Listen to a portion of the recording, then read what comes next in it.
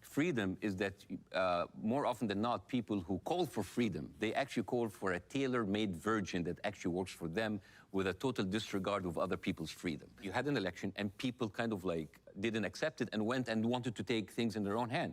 But what happened in January 6th, I mean, the worst thing that happened on there is the comparisons. Like people like the pundit on the news were saying, oh my God, this looks like a coup from the Middle East. And this kind of hurt my feeling because, no, seriously. First of all, when we have a coup in the Middle East, it works. You guys suck. You guys. We're new. This is new. We're trying. Keep to what you do best, toppling democracy in the other countries. But like when you come to your country, you suck.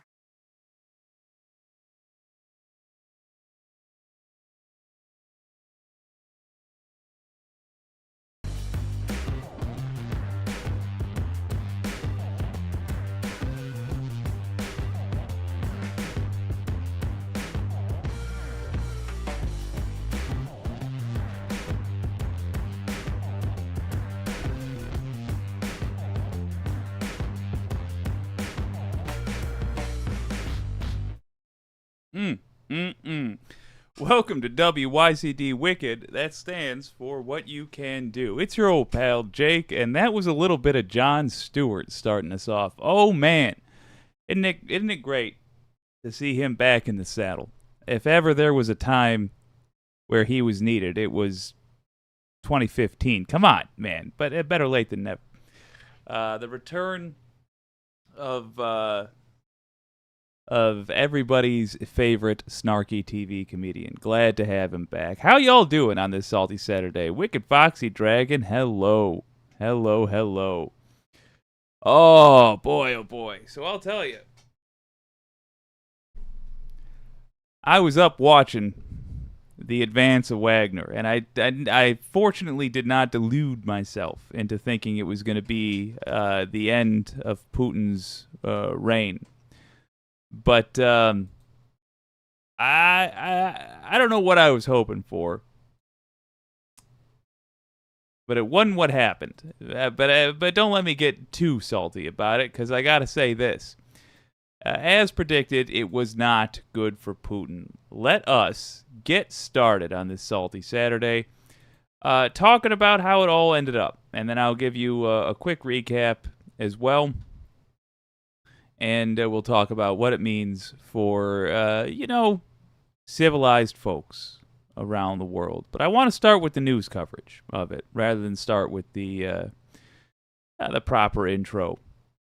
Because I think it's easier to make a point that way. Let's jump right in, though. It's Salty Saturday. We're not trying to be productive. We're just being salty. Welcome. Winding up the week. Having some fun. Here we go.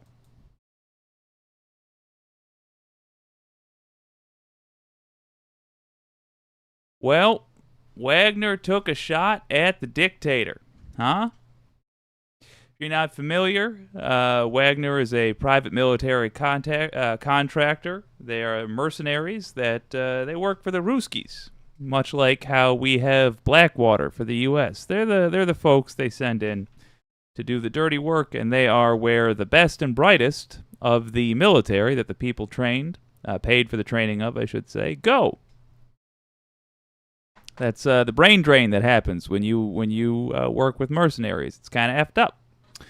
Anyway, they did what always tends to happen on a large enough scale. They turned and bit the hand that feeds. They marched on Moscow. Took down a couple of helicopters along the way, is my understanding. Good on them.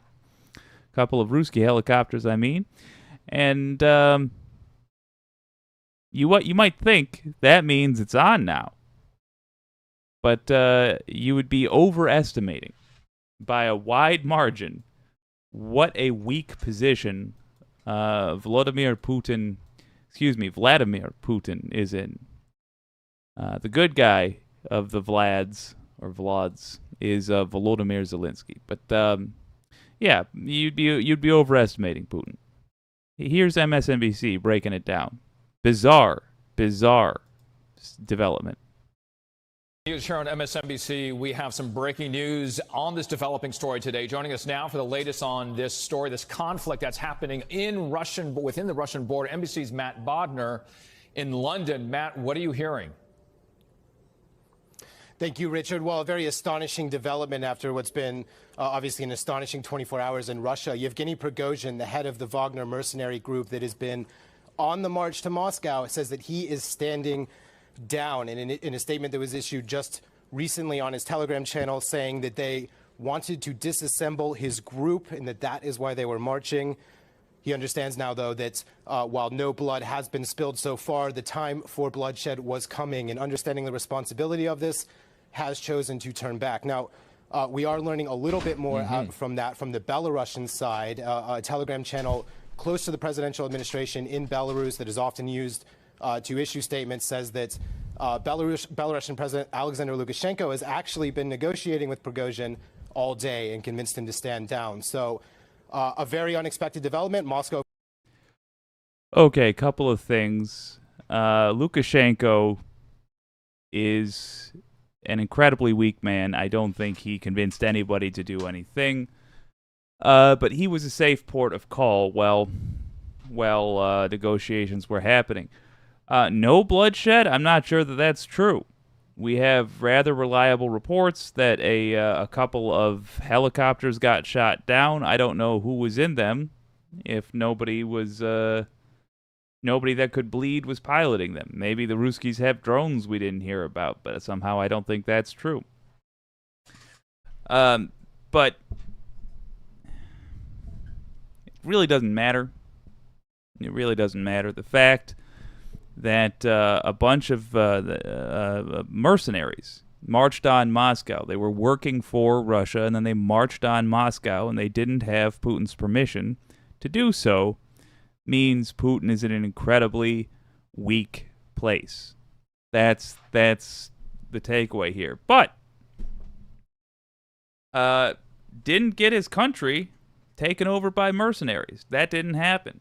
And it looks like Wagner is not going to do violence against the Russian military. Kind of makes sense, given that that's who is paying them to be what they are. And as he says, the Wagner guy says, Prozhin, I don't know. It seems that the cause of the beef was he did not want to be controlled by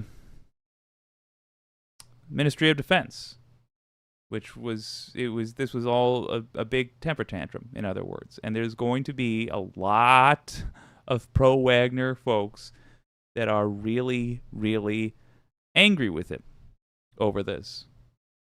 Let's keep watching, though, because this will affect us in the United States. This will affect us in the English-speaking world everywhere. If you're in the UK, if you're in Canada, if you're in Ireland, this is going to affect you because, frankly, if you're a NATO member, this is going to affect you because this has implications for how the rest of the war is going to go. Of course, already on high alert, a day off planned on Monday for a counterterrorism operation. Unclear what will happen now. We're going to have to wait and see if Yevgeny Prigozhin actually turns around. It does not actually look, I'd say, as if the crisis is over yet. A lot could still happen here, but a very surprising turn of events, to say the least. Now, it's hard to know. You have two reports right now, right? One coming from Yevgeny Prigozhin as well as you're getting from the Belarusian leader, right, saying, I got this done. Has this been a long, do we know anything in terms of how long this discussion has been happening outside with the Belarusian leader?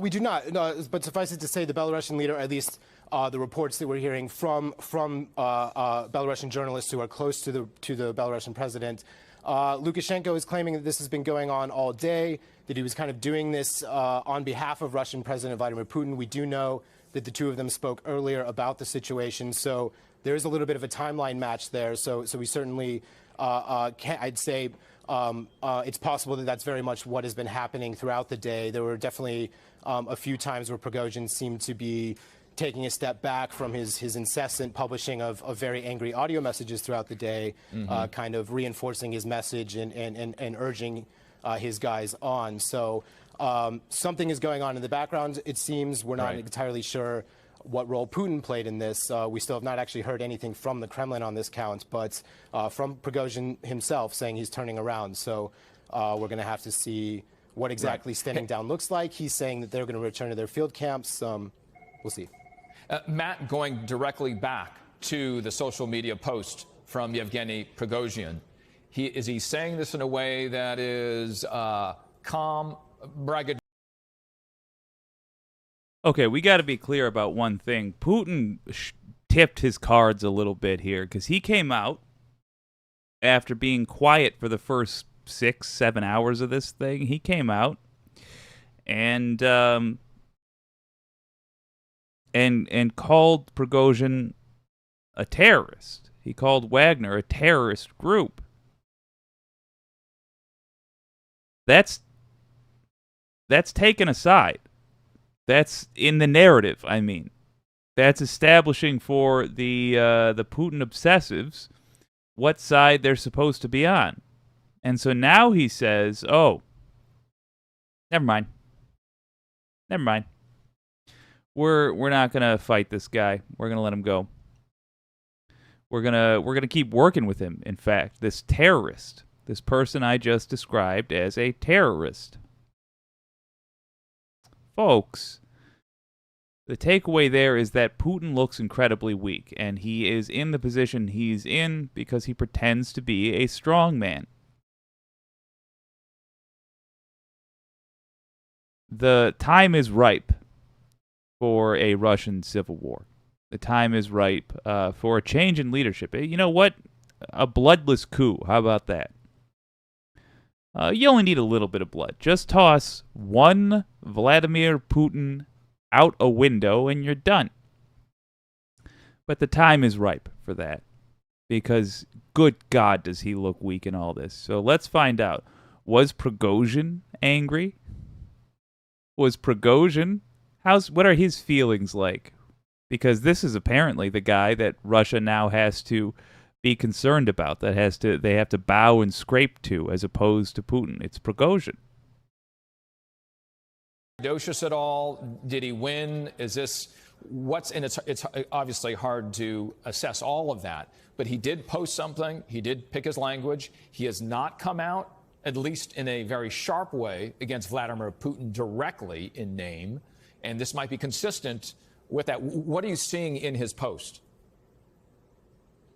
So I'd say his tone continues to be angry, but there is certainly a little bit of a calmer tone in this later message. He's essentially, he is agreeing to stand down, but he's pointing out that what he's done so far was in response, again, to an attack from what he says is the Russian Defense Ministry on his troops, again calling this a justice march, and refusing to take responsibility for being the one to start bloodshed between Russians. So he continued to have very sharp language. Just the way he speaks is very intense, and that's still in those audio messages, but definitely a step back from what we were hearing this morning.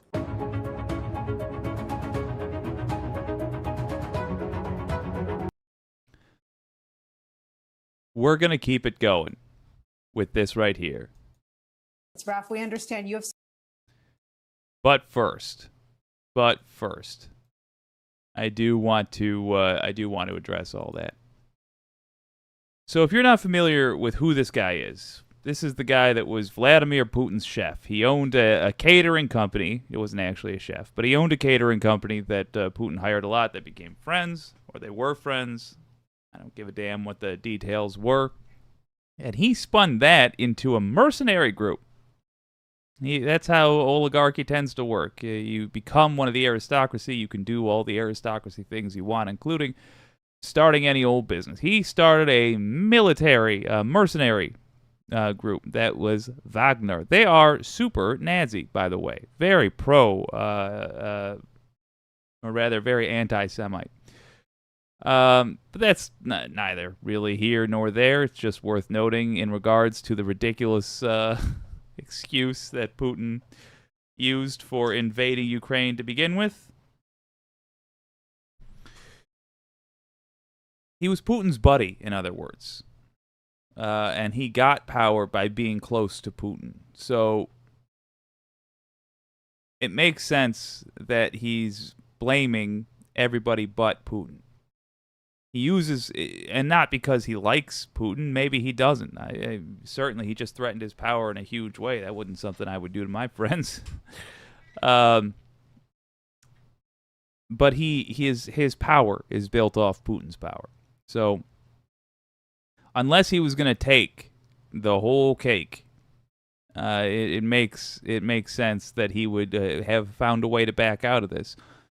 Kind of makes sense that Putin would find a way to back out of this as well, when you take into account the fact that Wagner, a beast of Putin's own creation, really, if fighting the remainder of the Russian military, Wagner, they wouldn't have won, but they would have mortally wounded it. Then we'd be at a place where we really would be. If Wagner was fighting against Russia, we'd be at a place where we really would be looking at, like, oh, maybe there is going to be a violent military takeover of Russia. Maybe there really is going to be an armed civil war. So what happened? What's really going to be the epilogue here for Wagner? My understanding is they're going back to Rhodesia. They're going to go into Africa again. That's where they were. In between bacon pastries for Putin and massacring Ukrainian children, Wagner was fighting in Africa. They were taking over gold mines illegally, doing all the kinds of evils you can imagine that are just standard for being a mercenary. They did this, and that's what they're going back to. That's the fight they prefer to be fighting, and more importantly, Prigozhin does not want anybody telling him what to do. He wants to go play. It's like our conservatives. He wants to go play cowboys and Indians. He wants to have a very unfair fight where nobody can tell him what to do or what his bedtime is or any of that. He's going to go get that. What does that mean for Ukraine? What does that mean for us? Well, a lot of the tanks we were sending over, a lot of the artillery, a lot of the javelins, a lot of the Abrams, a lot of the bullets and rifles that we were sending over were meant to kill Wagner. And all that killing just became unnecessary via Russia's own corruption. Neat. I'm going to end this segment there, but we're going to keep going with this because it's Salty Saturday, and I want to be salty about it.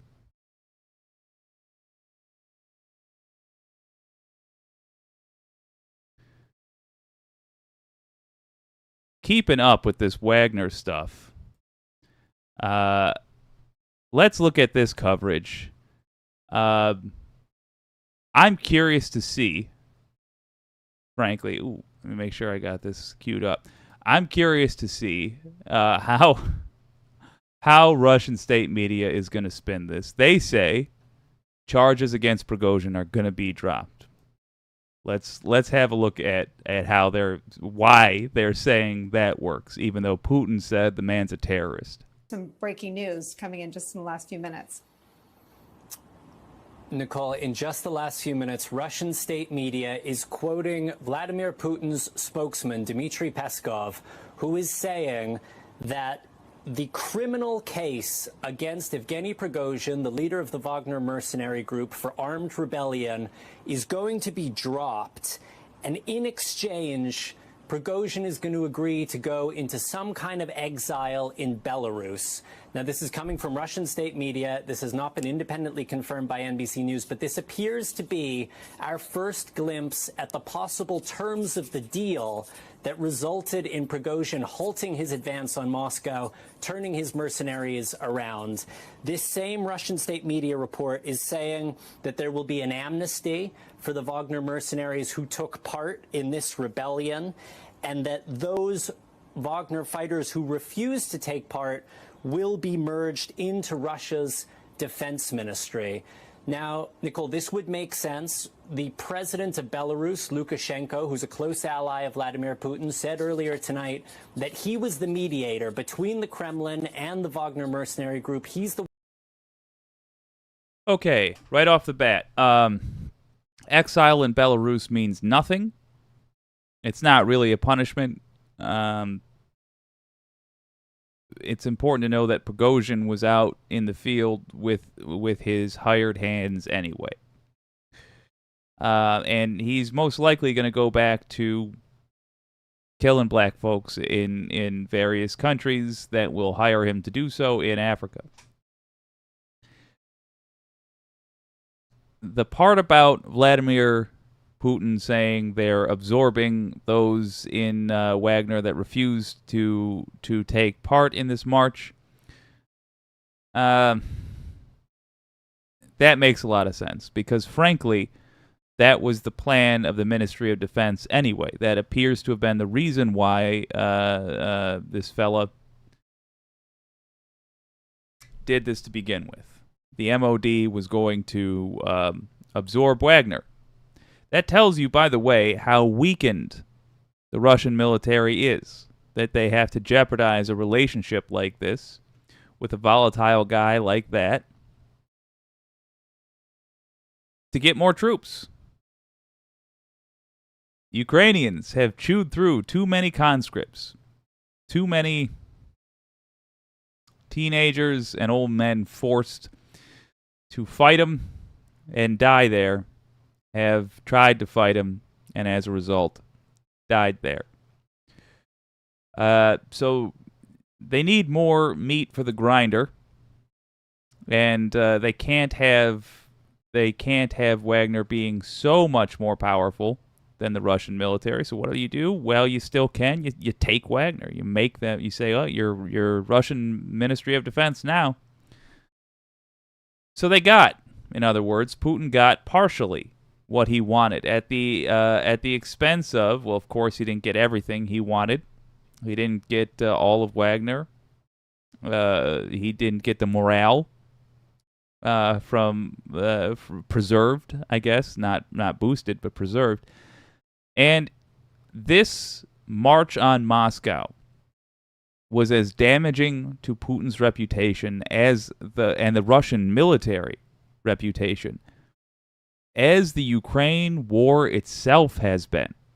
Remember, the plan was to take over all of Ukraine in a matter of days. That was the plan. Oh my God.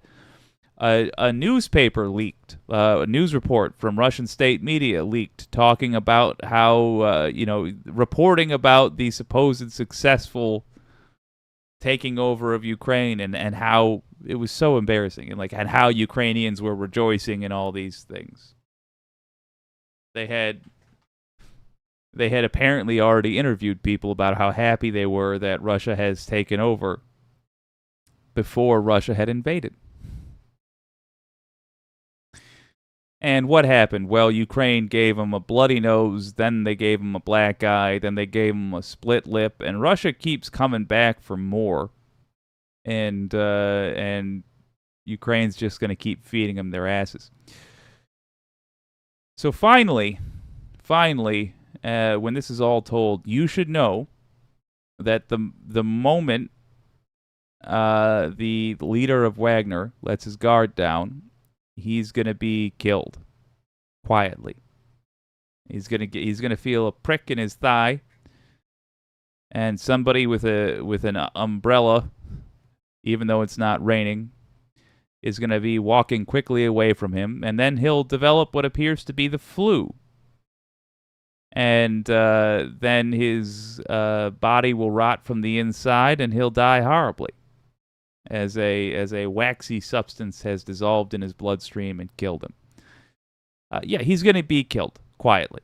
You do not, if Putin lives, this guy dies. You do not march on Moscow, especially under these circumstances, and embarrass a wannabe strongman, which all dictators are. I can't stress enough, they are not actually strong. You don't do that and live. And Putin just can't have that. So understand this guy's fate is sealed now. And Putin's got the sword of Damocles hanging over his head. Sha-na-na-na, that ain't no lie. Because a strong man has to appear strong. And he don't right now. One who brokered the deal that led to Wagner calling off its advance on Moscow. So it would seem to make sense that Belarus could This guy is an insult to mustaches everywhere. be the place where Prigozhin might agree to go into exile. We do not have any confirmation from Prigozhin that he has agreed to this deal. Nicole, we are also seeing on Russian state media reports that Wagner mercenaries are now leaving the southern city of Rostov, which they seized overnight. This is a key city. It's the city where the invasion of Ukraine has been masterminded. It's close to the Ukrainian border, rather. But worryingly for Vladimir Putin, those same Russian media reports are also showing crowds of civilians cheering on those Wagner mercenaries. And so the big question hanging over all of this is, assuming that this deal has been made, is it possible, given the bridges that have been burned, the red lines that have been crossed, is it possible for these Wagner mercenaries to return to the field here in Ukraine and continue the fight alongside the Russian military? Remember, Nicole, President Putin was on TV this morning saying that Prigozhin had stabbed the army in the back, stabbed the Russian people in the back, and Russians who have crossed Putin in much smaller ways than seizing a city and marching on Moscow have not lived to tell the tale. So we will see if this deal holds and if there is really any way back for the Wagner mercenary group and for its leader. Interesting to see that Z there. And that guy, let's hope his days are numbered.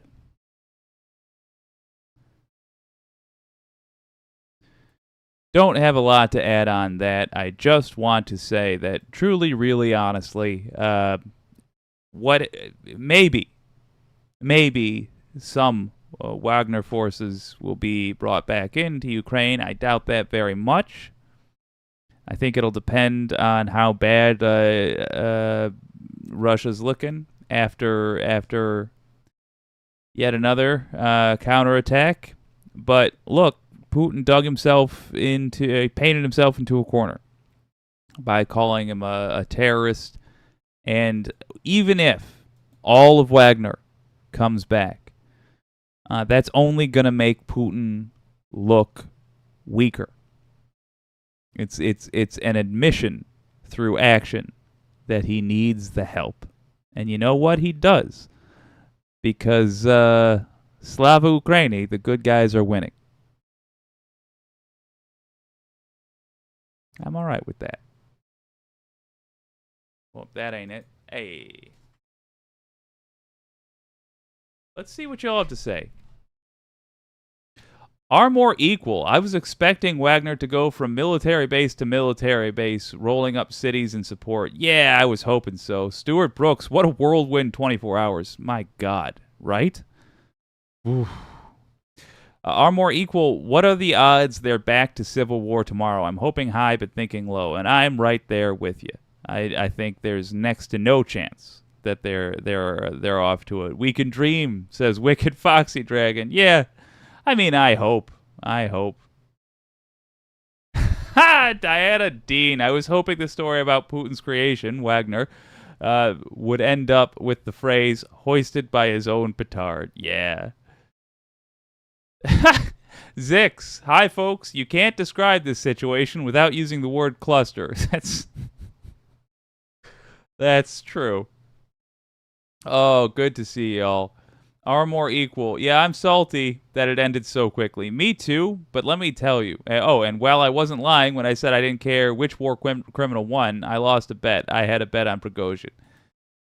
Yeah, but honestly, this looks so bad for both of them. First of all, boy, if you're Wagner, just in the long term, the next place that hires you is going to be real concerned that that Wagner's going to turn on him. But more importantly, if you're Putin, there's no good scenario now. There's no way he crawls away from this without,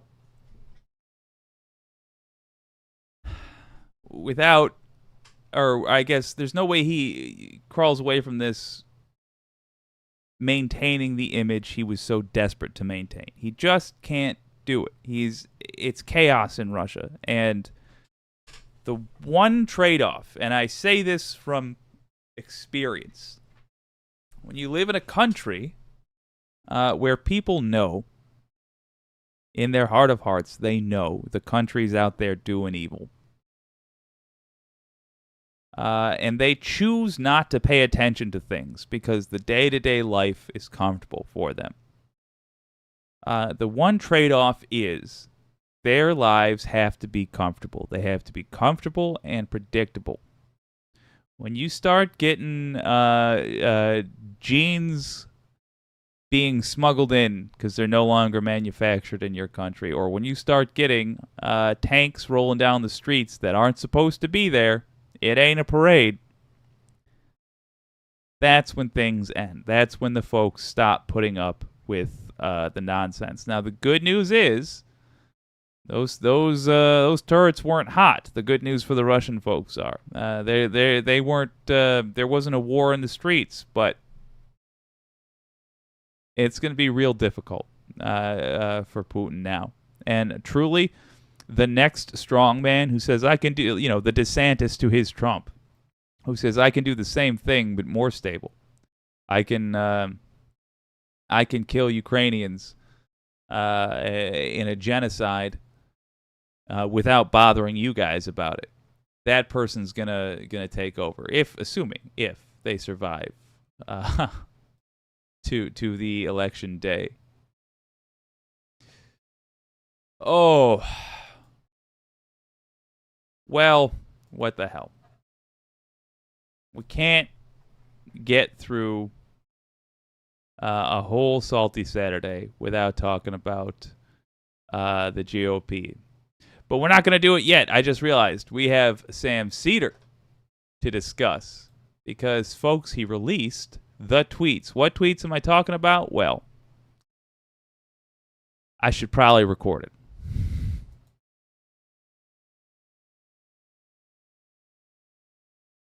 There we go.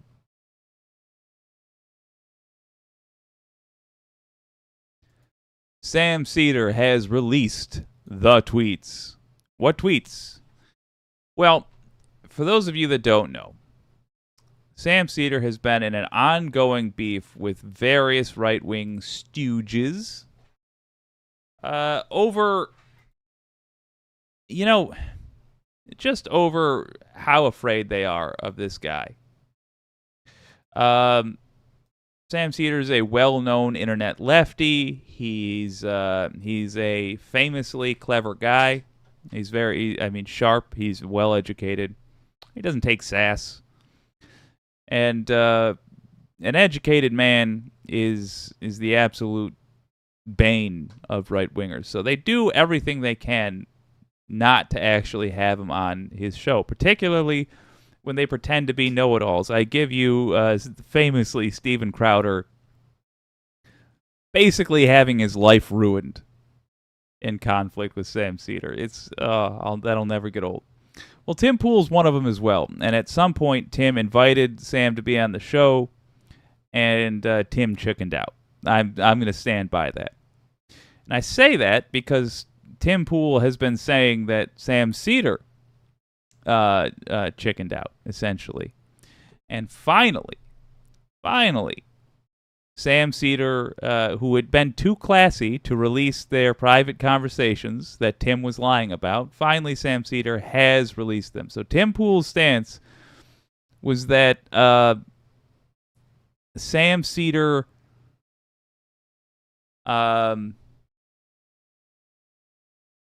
suddenly just said he wasn't coming on, and that they had argued over it. Let's look at what actually happened.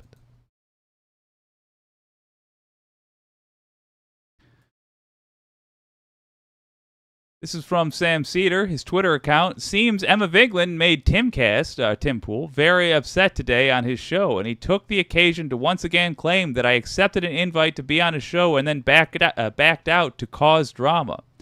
I'm attaching a screen recording of our DMs to clear the air. So here's Sam asking for the details. Here's Tim Pool asking somebody named Lydia to arrange everything. Okay, there it is, motels and what have you.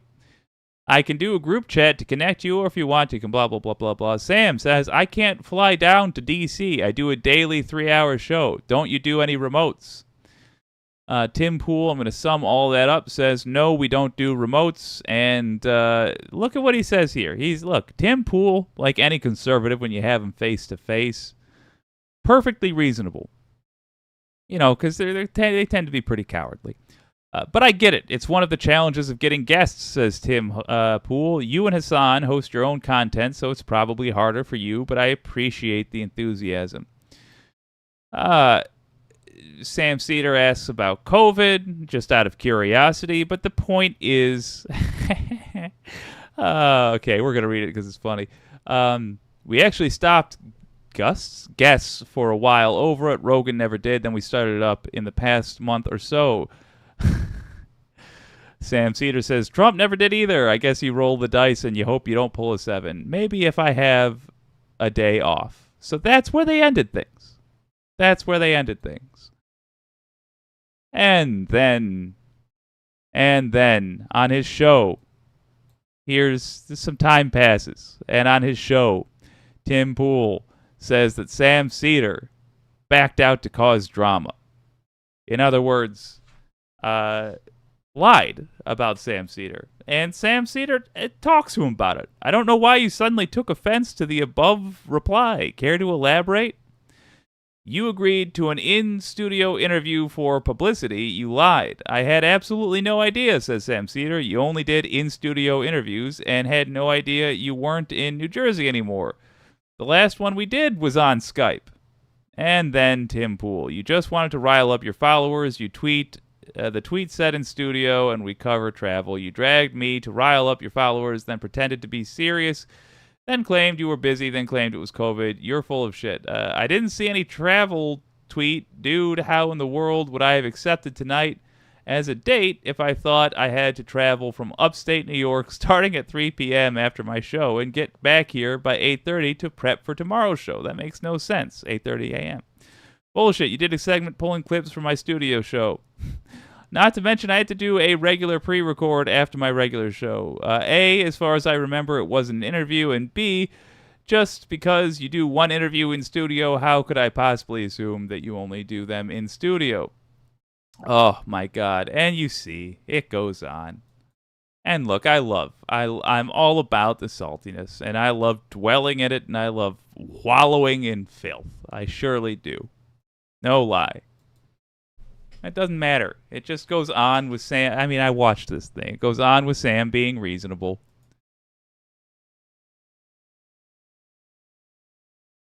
Here we go. It goes on with Sam being reasonable. And Tim pretending like he has himself a reason to be offended. But the irony that I want to point out is that Sam Seder talked to this guy man to man. And, you know, sounds like they tried to reach out to do a show together. And it didn't work out.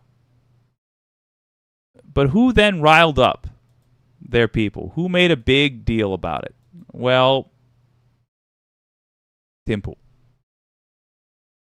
Tim Pool lied about the conversation. He tried to make it into a bigger deal than it had been. And all Sam Seder is guilty of is not watching a whole lot of Tim Pool. And if we all were that guilty, we'd be better for it. Yeah, in short, Tim Pool's a liar. Well, there's no news here. I just wanted to say it officially on this channel. There it is. There's the tweets. Is it that interesting? Meh. Just fun to see that Sam actually did keep the receipts. And it's funny that Tim Pool is having the realization that it's not that Sam deleted these tweets or whatever. The reason these haven't been out before is because, as Tim is constantly shocked to learn, he was shocked with Emma Vigeland when he did that debate with her a couple days back. It's that these people, and in fact most people, don't really give a shit about what Tim Pool has to say.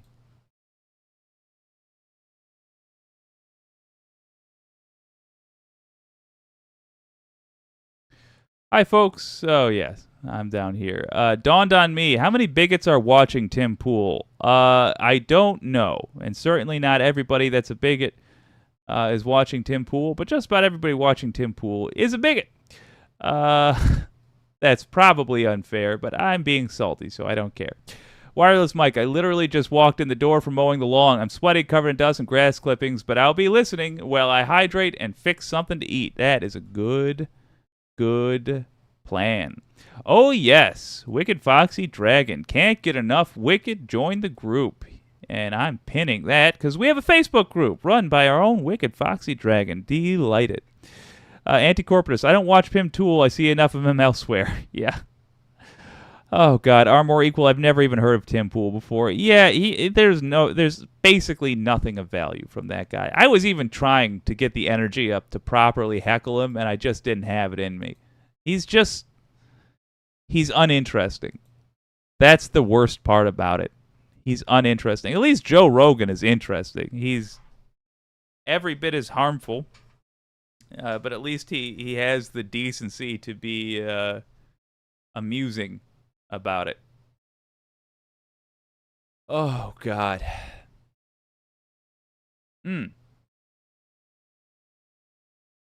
Okay. All right, I got one. Folks, y'all know that I will go off with with very little prompting needed when it comes to the Justice Department not treating rich people as harshly as they treat the rest of us. You might even say it irks me. This is no different. It does make me angry. But I will admit this much. It's possible there's a strategic reason. So I'm going to do the intro, but I'll tell you, I am actually going to try to give Glenn Kirshner a chance to talk me off the ledge. Well, if you haven't heard, Jack Smith, not Trump's team, Jack Smith has requested that Trump's trial be pushed back to December, for Christ's sake. December, not August, in the documents case. Maybe there's some reason for that. That makes sense within the law. But I'll tell you,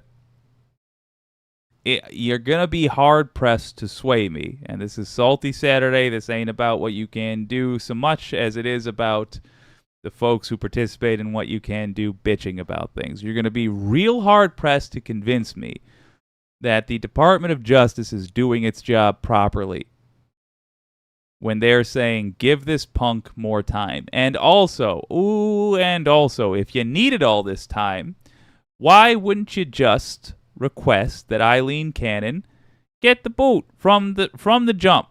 She doesn't have to do anything more. She's already effed up in this matter. In the process of gathering this case, Eileen Cannon has effed up. So why wouldn't you do two things at once. Replace the judge while you're preparing whatever it is you need to prepare.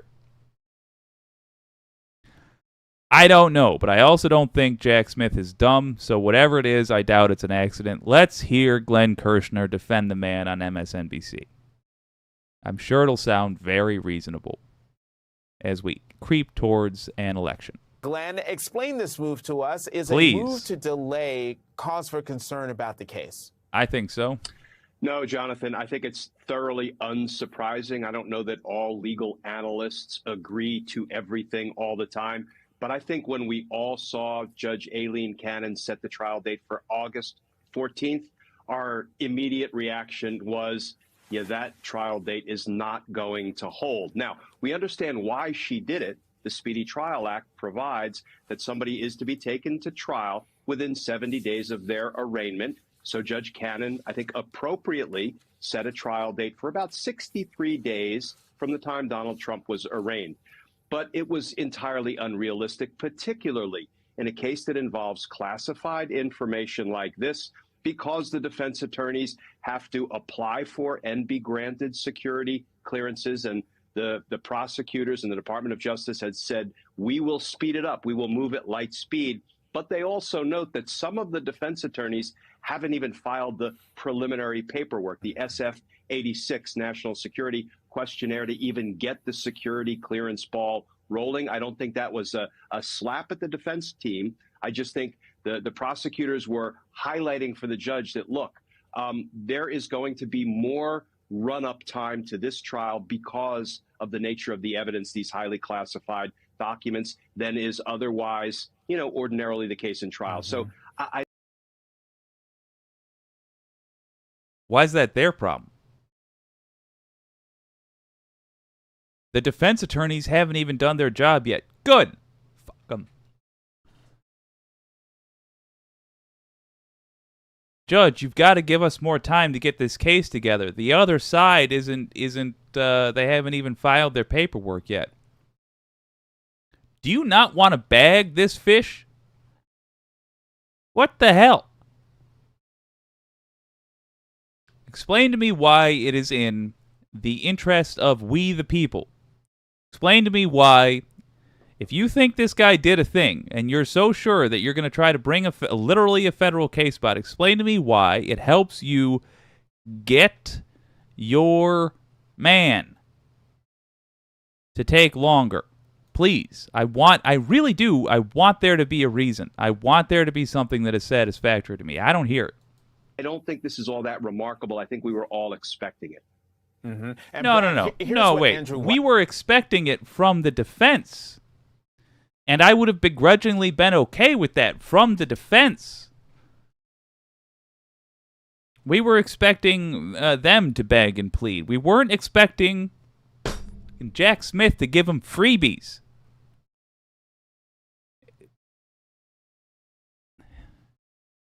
Why? Because I'll tell you my suspicion, and this is what I want alleviated. My suspicion is that Jack Smith looked at this, and like every pathetic DOJ stooge I have ever seen, every weak little nothing that has been in charge of protecting actual Americans, not billionaires, but human beings, I suspect he's thinking we need to make sure it looks to the scum like we're being very fair to Donald Trump. That's what I'm afraid of. I'm afraid he's playing politics. Again. That's what I'm a little salty about. Show me why it's not that. Tell me honestly, folks in the comments, did I miss in the beginning the explanation for why Jack Smith said their side needs this time? Or did he only say because the other side might need time? We won't even make them say it themselves. The other side might need more time, and we really must. Oh, we must defer to our betters. These fucking ghouls. These slimy little monsters that steal our money. We have to defer to them. This filth. All right, keep it going, I guess. Tell me, honestly, it's a minute 39. If this was me watching it on my own, I'd play it again from the start. Fuck it, we're playing it again from the start. Glenn, explain this move to us. Explain Is it. a move to delay cause for concern about the case? No, Jonathan, I think it's thoroughly unsurprising. I don't know that all legal analysts agree to everything all the time. But I think when we all saw Judge Aileen Cannon set the trial date for August, the date is not going to hold. Now, we understand why she did it. The Speedy Trial Act provides that somebody is, I think, appropriately set a trial date for about 63 days from the time Donald Trump was arraigned.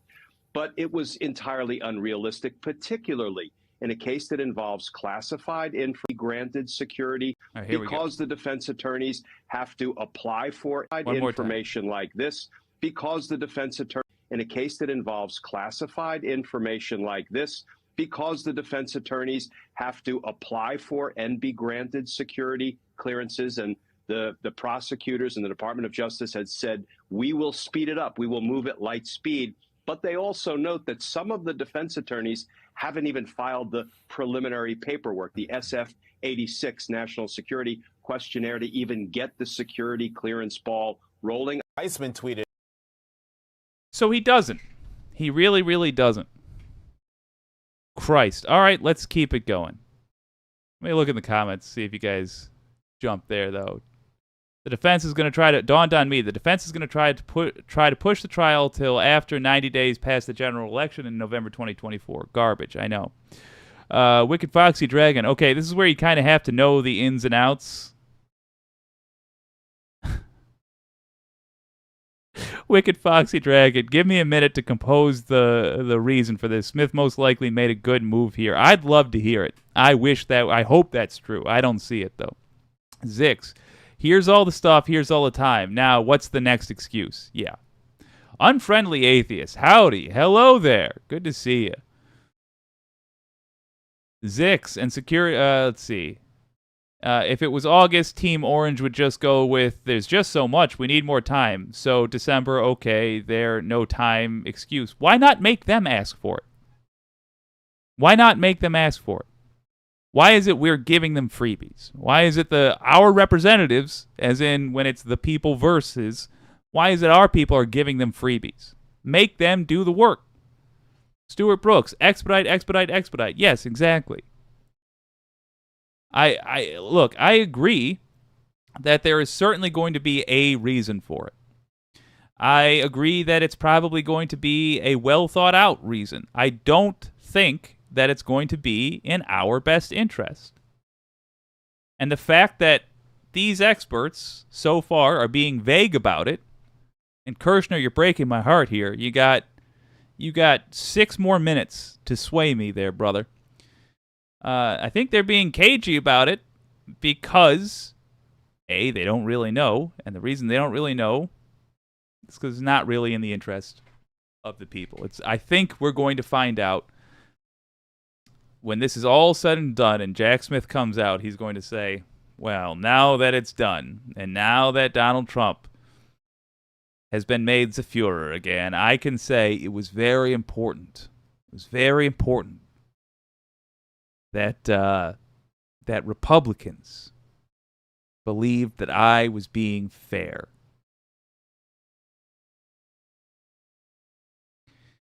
Pathetic. Absolutely pathetic. But we got 6 more minutes. Maybe I'm wrong. Hopefully. Jesus Christ. May I be wrong. Let's find out.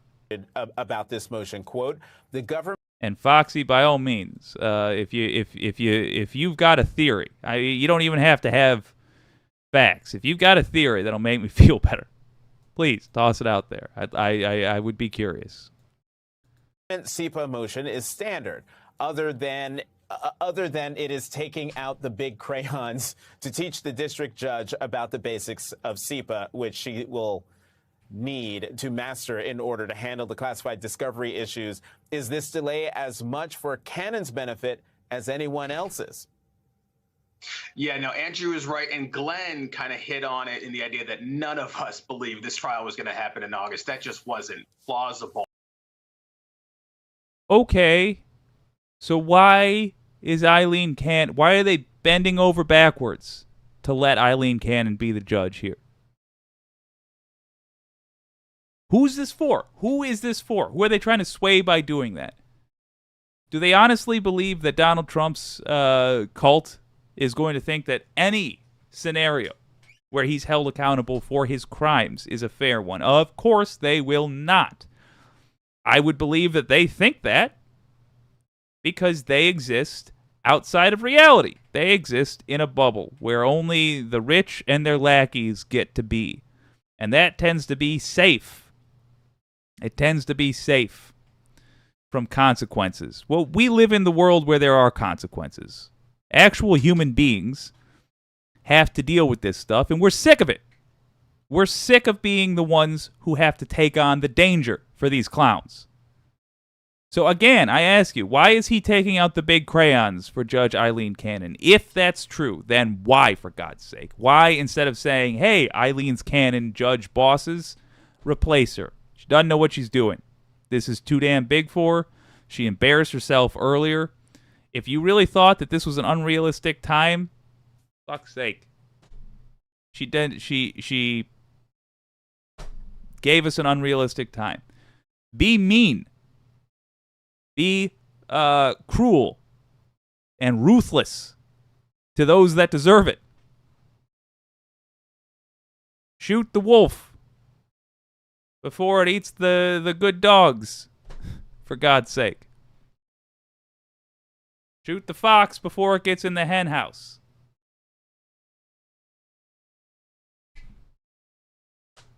Or what is the point of you, Jack Smith? What is the point of you? Oh, good. You've put together a case that would absolutely sway any reasonable Republican. There are none. They don't exist. And here's a crazy idea. Maybe don't play politics. That's not your damn job. You've got 4 minutes remaining. Oh, excuse me. No, you still got 6 minutes. You got 6 minutes remaining to convince me. Let's just let him go for a while, because I'm getting fired up. Maybe it's over nothing. Maybe we have a revelation coming. I'm going to let him talk for a good long chunk of this.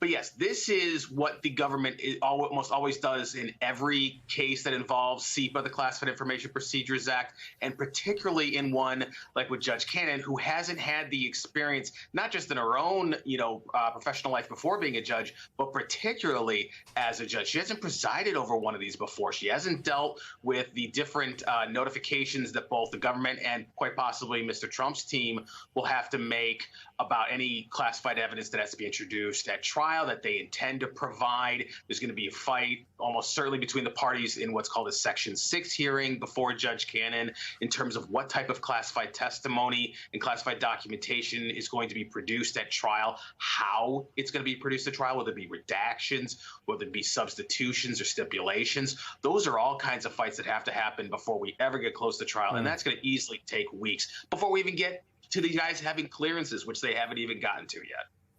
Wow. So, hey, Glenn, much like the evidence they released on Wednesday, is this a power move from Smith and his team, a way to show Trump and the judge that they ain't messing around? I don't think it's a power move as much as it is a necessity in, SIPA trials. What I did think was really interesting, Jonathan, was that discovery letter that Jack Smith sent saying, listen, we're not even required to give you all of the witness statements or all of the grand jury transcripts. Ordinarily, prosecutors only give over the grand jury transcripts for the witnesses they intend to call at trial. But boy, Jack Smith went above and beyond and said, we're going to give you all the grand jury transcripts. So what does that mean? That means Donald Trump now knows all of the witnesses who went into the grand jury and what they testified to about his crimes, which is probably why. Okay. He just phrased it like, oh, rah, Jack Smith. Jack Smith went above and beyond. He gave Donald Trump's team even more than he was required to. Like that's a good thing. I hear this so often. Why would he do that? What is the strategic benefit to doing that? How does that help him get a conviction? That is supposed to be all he gives a damn about at this point. If it was a black guy in court for having a baggie of weed, you better believe that guy would not be getting this stuff. That guy would be getting beaten down with the book as it was thrown at him, picked up, and thrown at him again and again and again and again. That's how that guy would get treated. Donald Trump, he gets what? He gets more witnesses revealed to him than he needs. He gets more evidence revealed to him than he needs. Is this because Jack Smith is playing a game? Is it because he wants to tempt Trump to do something with those witnesses? You know, maybe. Let's give Smith the benefit of the doubt and say he's a strategic genius. Maybe. Why are you playing that game? It is dangerous. You're endangering the lives of others when you do that. It's not your right to do that. You don't have the right to play that game, Mr. Smith. You ought to know that. You ought to know Mr. Smith, who I assume watches this particular show. You're supposed to be protecting folks, not endangering them. And if you brought this case, which, by the way, of course you better have brought this case because it was obvious from the jump, that means you were supposed to be ready to go when you brought it. So why do you need more? And Glenn Kirshner, why are you out there cheering this on? Is it because you think Jack Smith is doing the right thing, Glenn Kirshner, or is it because you are desperately hoping that Jack Smith is doing the right thing? Are you confusing wishful thinking with an assessment of reality? Because that's what I think it is. I want Jack Smith to be doing the right thing, but I fell for it with Mueller. I surely did. It doesn't make our system of justice function better to pretend like it's functioning perfectly. It really doesn't. In fact, it hurts it. And this sort of like biblical interpretation style of saying, well, I know what the words on the page say, but what they mean is this. It doesn't help when we're dealing with the law. It doesn't help when we're dealing with politics. This is not meant to be a game of interpretation. And it's crazy. It's absolutely crazy that that's what it turns into. I'm going to check. Let me check the chat. Wicked Foxy Dragon, there are no surprises in the legal justice system. It is the law that every piece of evidence must be given to the defendant before the trial date. Well, according to Glenn Kirshner there, and maybe I misheard him, he gave more than he needed to. Jury transcripts for the witness transcripts. Ordinarily, prosecutors only give over the grand jury transcripts for the witnesses they intend to call at trial. But boy, Jack Smith went above and beyond and said, we're going to give you all the grand jury transcripts. So what does that mean? That means... So, they're only required to give over the transcripts for the witnesses that they're going to use in the trial. And Jack Smith chose to give Trump's team more than that. In other words, he did not have to, but he chose to. And now let's hear Glenn Kirshner spin this as though he's done us all a favor. Donald Trump now knows all of the witnesses who went into the grand jury and what they testified to about his crimes, which is probably why he erupted in that post and expressly urged Congress to, quote, stop this now, which feels a little obstruction of justice-ish to me. Oh, yeah.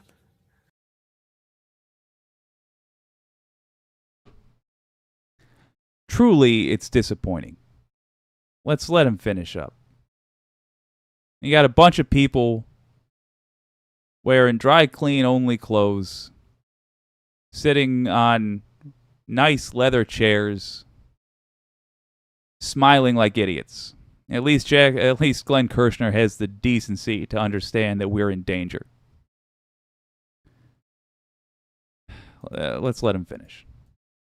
Yeah. Let me get you on one more thing. So do you think that, speaking of power moves, Glenn, and this is a question I asked Harry Littman last night, do you think that this is Jack Smith's attempt, by giving him all of this stuff, Hey, dude, here's the case against you. You might as well just, come on, think about settling.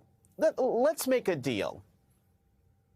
You know, I think it could have that effect for any other litigant other than Donald Trump. Donald Trump is not big on taking responsibility for his own misdeeds. I think the other thing Jack Smith was doing, though, was not only being fully transparent, providing more discovery, more evidence than the rules actually require him to provide. But, you know, we have seen prosecutions break bad in the past. For instance, the Senator Ted Stevens case, where the prosecutors won a conviction, but they lost the appeal because it turns out they didn't give over all of the evidence that could have been helpful to the defendant, that might have been Brady evidence. I don't think Jack Smith wants to run the risk of any of those problems.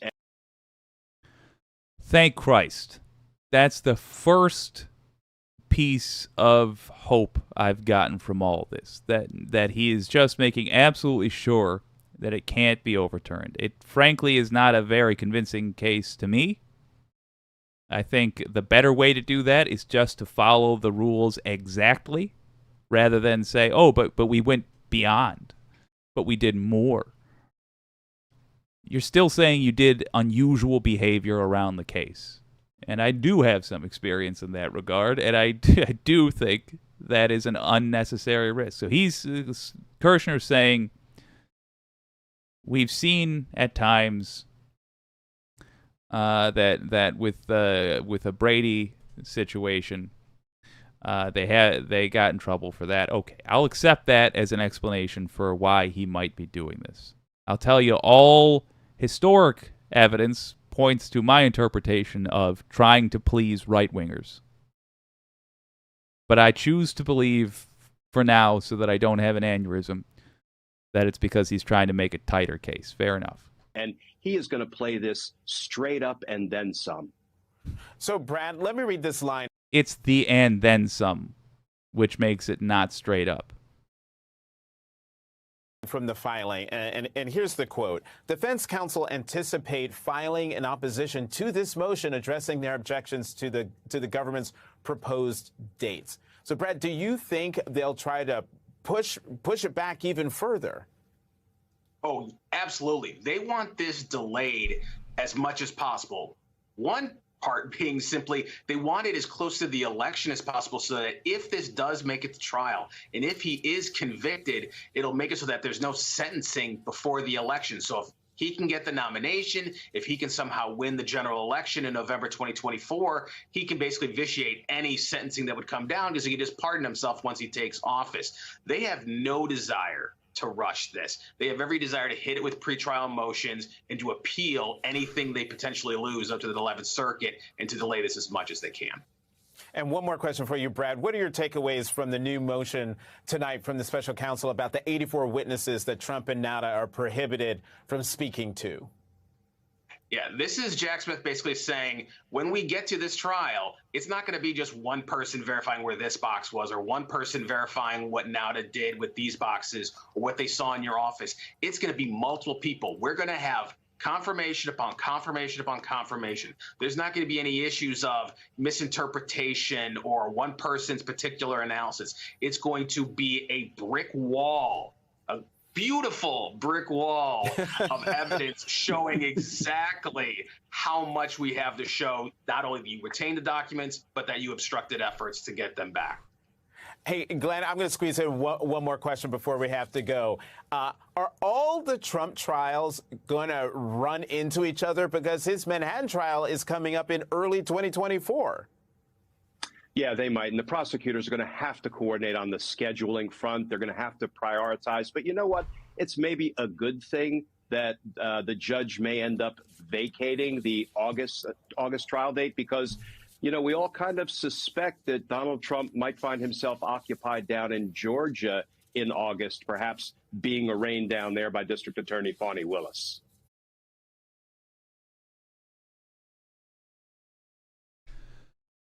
Oof, mercy me. Yeah, there we are. All told, a little disheartening, if I'm honest. I would have preferred to see. I would have preferred to see this just being treated normally. completely by the book, not doing anything different. I think that's the proper way to deal with this. But let's hope. Let's hope that there is a strategy that is meant to benefit us in there.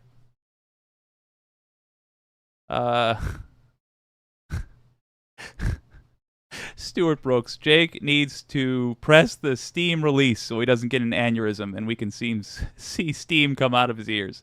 Yeah, as soon as I take these off, I'm going to get free dry cleaning on all my suits. I'm looking forward to that. Wireless Mike, the higher their clearance, the more detail of the cases that the prosecution can bring into evidence. Okay, fair enough. I'll take that. I'm honest to God, I'm looking for an excuse to have some confidence in Jack Smith. Diana Dean, I share your fear for the safety of the witnesses when they're talking about providing the names of the witnesses. Oof, that horrified me. The witnesses should remain anonymous. Agreed. Mars Falcon, Smith is also in discussion with a potential rat for the J6 fake electors. Good. Perhaps Jack has potential witnesses for this case as well, thinking when they see all the evidence, they'll beg for deals. Yeah, maybe. Now that I could believe. Wicked Foxy Dragon at Diana Dean, I know it seems unfair, but the Constitution says that the defendant has the right to confront his accusers. Accusers are different than witnesses, though. And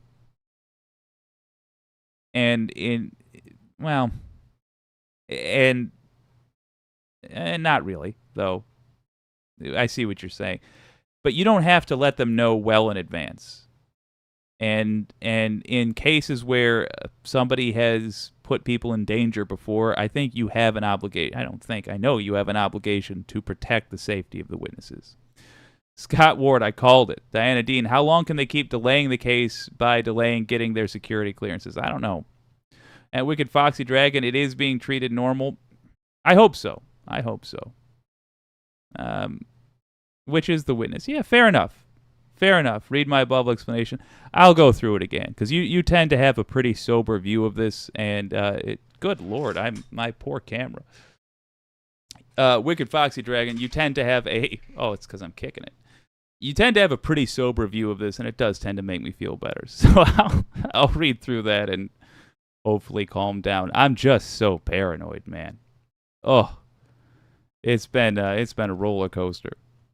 That said, the good news is we got voices saying this will ultimately be a good thing. They're voices that I trust, first and foremost being our own Wicked Foxy Dragon, and also Glenn Kirshner he's not been particularly light on these things, and to a lesser degree Popok and Mycelis, they seem to be approving of the job Jack Smith has done. I have my doubts, and I really don't like seeing anything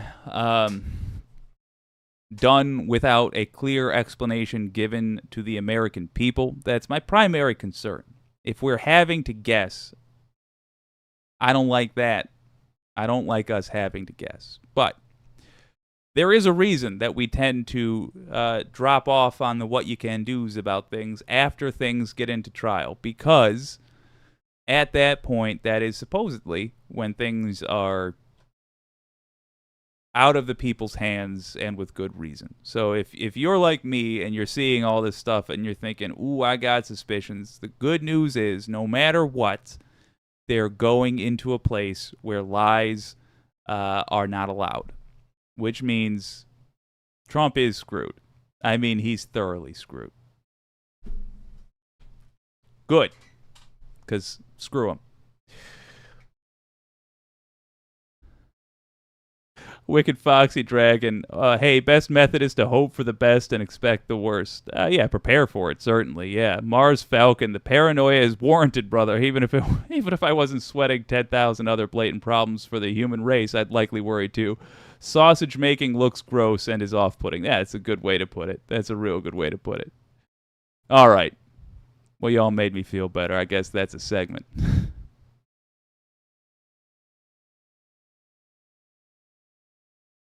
Well, folks, I had fun with you today. And I probably went a little too hard on the Ukraine stuff yesterday. Ooh, I was excited. Takeaway from today is, despite my misgivings, Trump trials are chugging along. He's almost certainly going to be convicted of something before 2024. And regardless, the more important thing is some real embarrassing facts are going to come to light. On day one of the trial, they're going to be unveiling things that are going to be fascinating for folks to see. And it's going to be too interesting to ignore. So we are going to have some voters. Not as many as as a decent world would insist upon, but some voters are going to be swayed, and Trump had already lost to Biden when he had the advantage of being the incumbent and before, that coup. Meanwhile, in Russia, is it as good as we would have hoped for? No. Wagner, some of them got absorbed into the Russian military machine, the Ministry of Defense. And Prigozhin didn't toss Putin out a window. But is it still a good thing that happened? Very similar to this. Absolutely it is. It's a good sign for the fight for freedom in Ukraine. All around the world, as a wise man recently put it, the sausage is getting made. And even though it's kind of ugly to see, and even though I enjoy being salty about it with y'all, things are on the up and up, and things are getting better every day. And that's largely because y'all are out there doing what you do. You're writing emails, you're making phone calls, you're marching in the streets. We're winning. Good on you. I'm honored to be part of that fight with you. This has been WYCD Wicked. That stands for What You Can Do. Show's back Monday at 9 p.m. I'll see you then. Oh, yeah, my name's Jake.